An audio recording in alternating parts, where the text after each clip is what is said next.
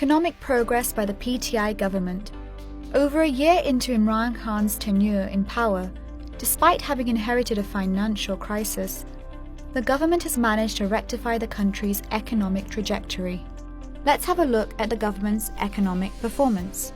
GDP purchasing power parity increased from $1,141 billion to $1,195 billion. Inflation over the first year, at 7.6%, was less than the average inflation from its predecessor's tenure at 8.4%. 30 billion rupees worth of tax refunds were cleared by the FBR in the first quarter of the fiscal year, while the number of tax return filers rose by 800,000 over the past year. The current account deficit decreased by 32%, $6 billion in 2018 to 19, while a 55% decrease came about from July to August 2019. Tax revenue collection rose by 15%, while the inland tax revenue grew by 25%.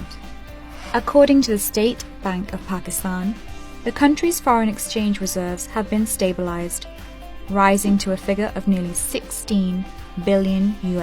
From July to August 2019, exports grew by 12%, with a double-digit increase in Pakistan's four biggest exports. In 2018 to 19, exports of cotton cloth increased by 16.61%, bedwear by 8.18%, ready-made garments by 32.77%, and knitwear by 15.52%.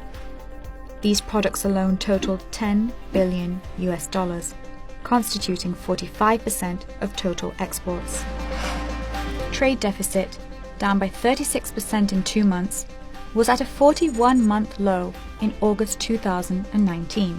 Circular debt decreased from 36 billion rupees per month in 2017 to 18 to 26 billion rupees per month in 2018 to 19, and is now at 12 billion per month.